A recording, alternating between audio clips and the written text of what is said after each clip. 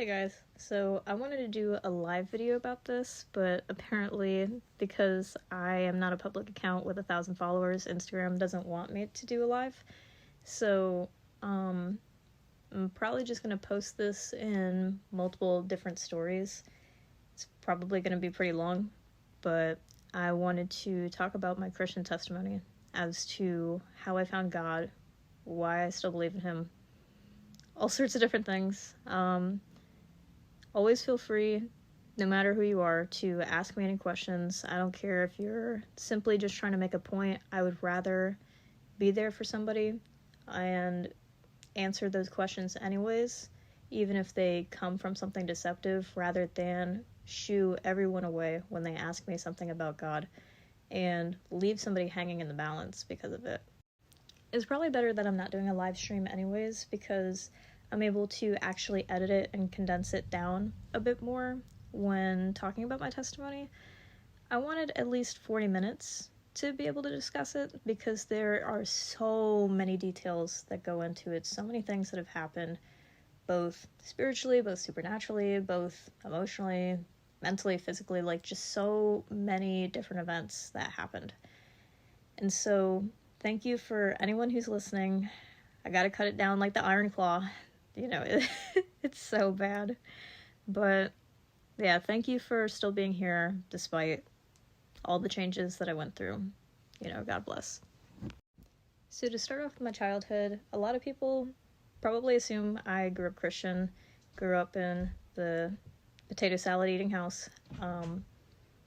And weirdly enough, I grew up primarily pagan. My family is mostly consistent of witches, Satanists, agnostics, atheists. Even my mom used to be a practicing witch, with her side of the family being primarily, in air quotes, Catholic. And even some of those Catholics were into, again, witchcraft, voodoo, Santeria. I also grew up Hispanic, so hopefully that makes sense as to why some of these people were into those kind of practices as well.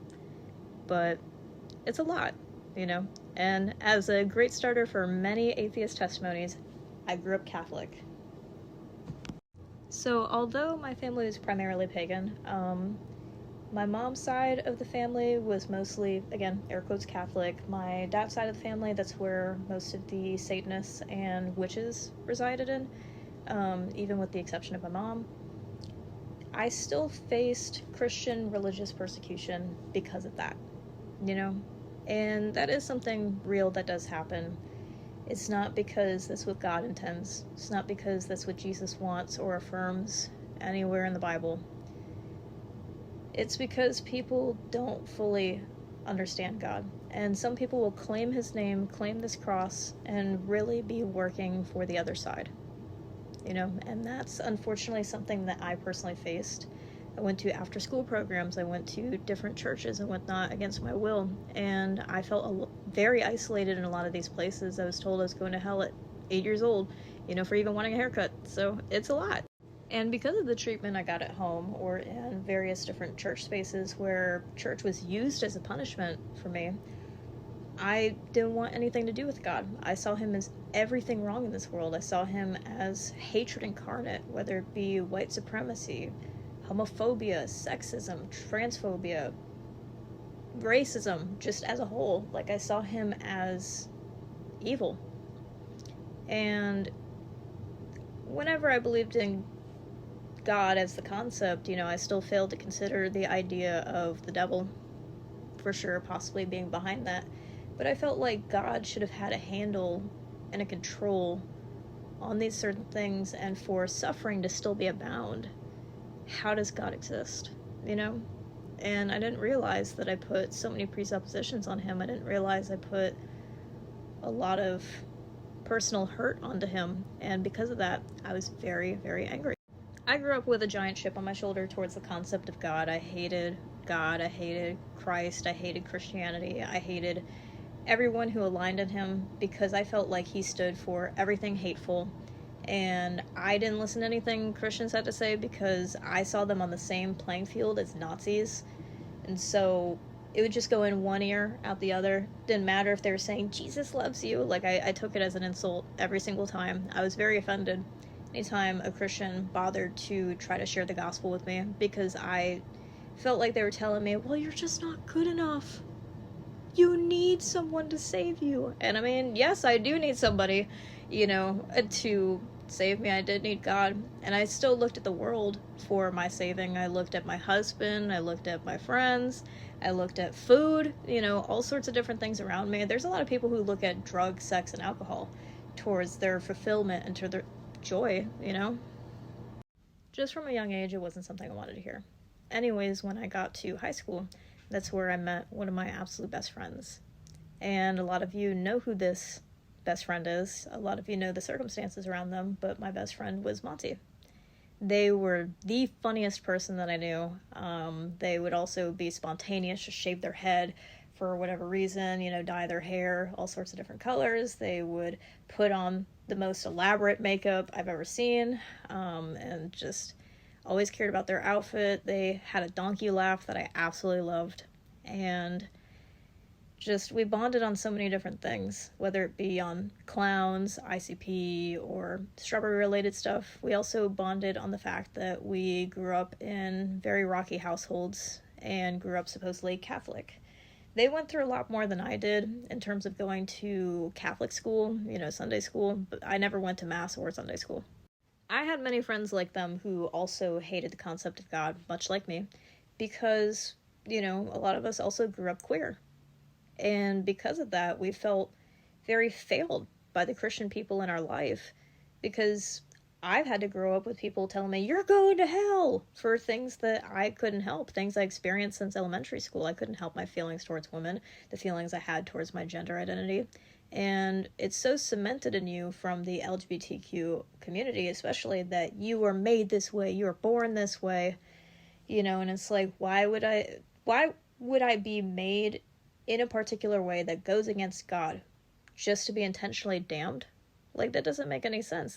That's not something a loving God would do. He wouldn't make me a particular way to intentionally damn me. And I've even had my Christian friend from middle school, for example, tell me I was half going to hell for being bisexual. So I felt very failed. Later on, as my friendship grew with Monty, so did my feelings towards them.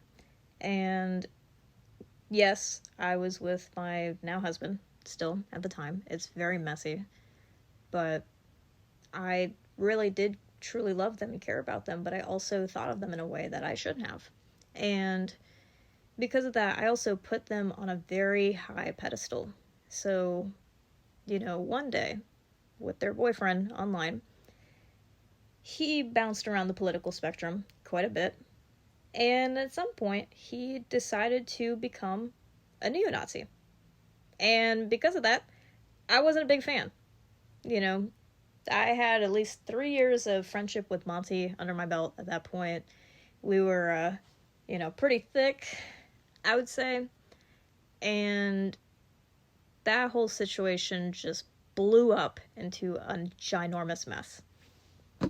So, of course, I tried to address this with Monty, because it got to a very concerning point where he wasn't just saying Nazi type of rhetoric. He also said things that seemed to go completely against who Monty was as a person. Like, he would post things from, like, Nazis who are anti-trans. Monty went by they, them pronouns. And talk about how, air quotes, retarded Black Lives Matter supporters are. And it's like, dude, do you know who your partner is? And it made me question how he was personally treating them. And I know he was very manipulative to them. So I tried to talk to Monty. Obviously, it didn't go very well. They, sent me a long paragraph saying, well, I appreciate your concern, but this is wildly insulting that da-da-da-da-da-da. And so that was just the beginning of an entire world of mess that I was launched into.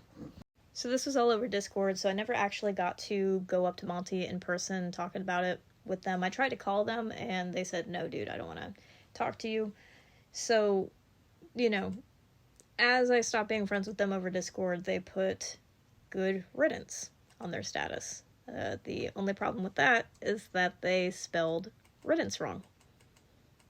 So I had to kindly inform them by calling them an idiot that they spelled it wrong, and they put me into an old group chat that we had with both them and their boyfriend, and they started hurling so many different insults at me and talking about a lot of very private, personal stuff that I talked to them about that the boyfriend has never heard, and just to see him typing it all out in a group chat, things that I never talked to him about. It was pretty upsetting. I'm not gonna say it wasn't. So after losing my best friend in that moment, which is one of the pillars in my life that I saw as basically my God, I went into a pretty bad depressive episode for at least 3 months. And during that depressive episode, I also gained an autoimmune thyroid condition that I didn't know that I had at the time yet. But I was already very insecure about my weight. I weighed like maybe 120 pounds or so. And at the end of that, I went up to about 150 pounds within 3 months. Not fun. I was also getting gray hairs. I was getting pressure sores. I was so unbelievably stressed out from that situation alone because of how much I loved them, how much I cared about them. I couldn't even fathom what I had just went through, you know? After I'd barely gotten out of that depressive episode, I saw that at my school that I had just graduated from at the time was doing silent protests because of the Don't Say Gay bill, which then turned into riots. I had friends who were getting thrown across concrete. I had friends who were sustaining actual injuries because people were being violent there when they should not have been. And I knew Monty was queer, and so I had to reach out to them. I was like, hey bro, are you okay? I just wanted to check up on you. I heard there's shooting threats going on there. And Monty told me, well, we went our separate ways, but I appreciate the sentiment though. And that just kind of sparked something in me. I was like, oh, yeah, I wasn't looking to be friends again. What are you talking about? And sent them, saying, well, I'm always here for you. I always love you. And the last thing I sent them was a gif of Spider-Man saying, see ya, chump. After that, I became so violently angry. I had full-on ape-like rage just coursing through every inch of my body. And after I said, oh, I'm always here for you, of course I blocked them on everything. Blocked them even on Quotev, bro. If I could have blocked them on the calculator, I would have done that. I was so mad. I felt like if I ever saw them in person, it would be on sight. How dare you stab me after you stabbed me? How dare you slap me in the face after you slapped me in the face? That's how I felt. And so because of that, I just grew angrier and angrier every single day. The longer I didn't talk to them, the more pissed off I got. As time went on, more problems ensued, and whenever I stopped being friends with Monty, that was in December of 2021, right before Christmas. Yes, I had a gift for them and their boyfriend. And then in December of 2022, right before Christmas as well, there was a situation that happened with my uncle. I was no longer able to see my cousins for, I didn't know how long at that point. He ended up going to jail. It was a whole big mess. And I thought, you know what? A lot of the main men in my family have been arrested for something violent. Why don't I try to change that? Because if I ever saw Monty at that point in time, there'd be some eyeballs ripping out. There would be some stomping on some necks and some ribs, like some grinding some face into the pavement until it was unrecognizable. It was bad. It was bad. I didn't want to follow in those footsteps. I didn't want to be like that, so I decided to change my life in 2023. Beginning of 2023 was awesome. I went on my own self-help journey. I was starting to ride my bike and enjoy life and going outside, exercising. I was determined to lose weight. I was going to be like Patrick Bateman. I was going to get so built. I had so many plans. And little did I know, none of them would go through because as the months grew on, I realized, hey, I didn't really lose any weight. I lost like maybe 7 pounds in 5 months. What's going on? Trip to the doctor. They said I have Hashimoto's, and a lot of the things that I thought were clean that I was eating were not. And as some of you may know, I am a well-known glutton. I love food, especially of every sorts of different culture. And when I was told, I literally can't eat some cultures of food because of the ingredients in it that are primarily used. That really did crush me so bad. Not only that, but in April of 2023, I got a very horrible job at an assisted living where I was working 7 a.m. to 7 p.m. every day. And on top of that, went to the gym on my hour 30 break as if I wasn't just busting myself down just from 7 a.m. to 7 p.m. at that job. The second I clock in, I have to race to get everything set up. And it was such a mess. It was understaffed. They didn't want any more staff. It was really bad. And my body was breaking down even further at that point. Didn't even know it. Because of just all that I had to do there. So, crappy job, health problems, there's more. So also between April and May of 2023, my grandmother, who was 61 at the time, very young for this, was diagnosed with dementia. And we tried to assure her that that's not going on. We tried to dissuade any of those worries, but unfortunately that is what ended up happening. And not only that, but my granduncle at the same exact time was also diagnosed with stage 4 metastatic melanoma. And to spoil it, recently he passed away this year. And so I saw the imminent death of my family coming.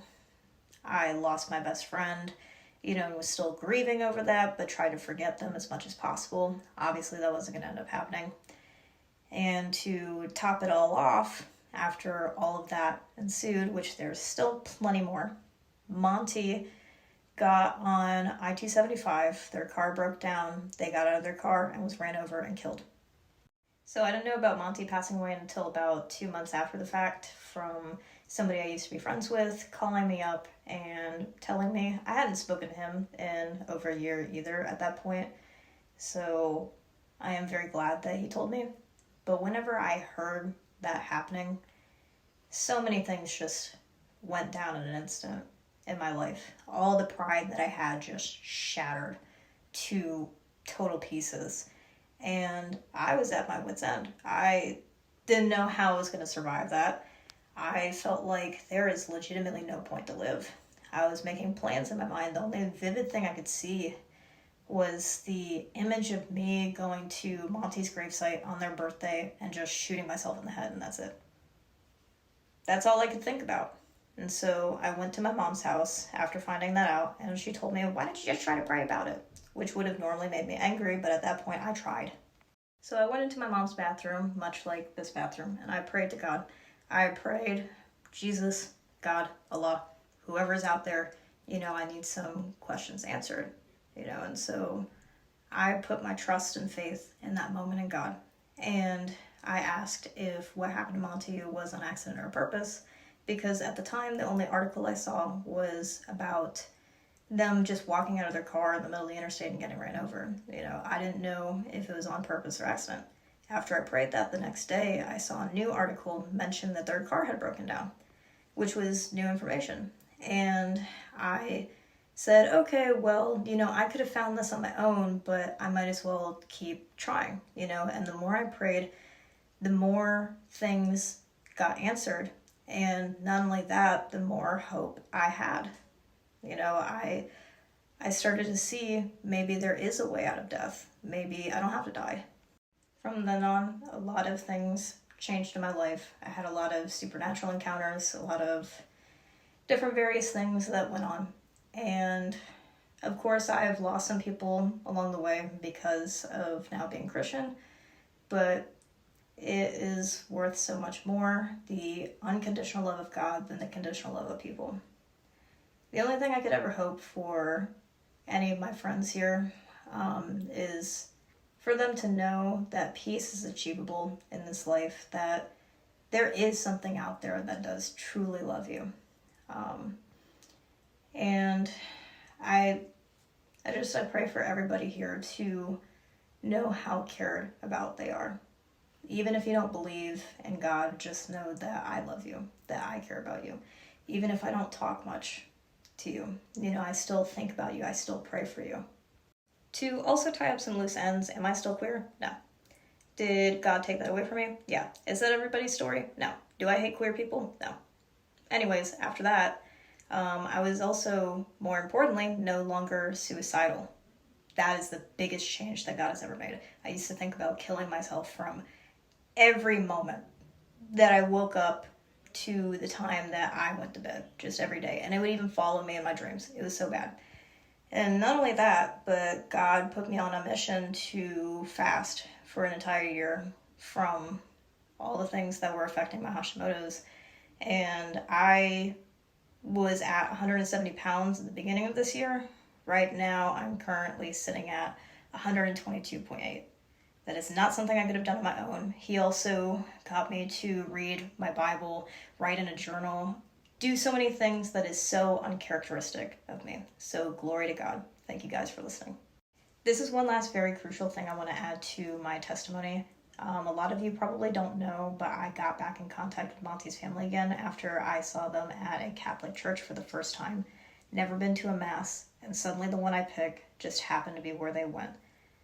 And I got to see their old room. I got to find a flash drive there, and in that flash drive, there was a letter to their mom. And in part of the letter, it said, "And I'm so obsessed with my legacy, I'm scared that my story will never be told, that I will be forgotten to history, and that no person will remember me." And to know that I cannot talk about my testimony, anything that Christ has ever done for me, without talking about Monty. Even God answered their prayer when they didn't know him. God can do the same thing for you. Come as you are. He loves you. Thank you for listening.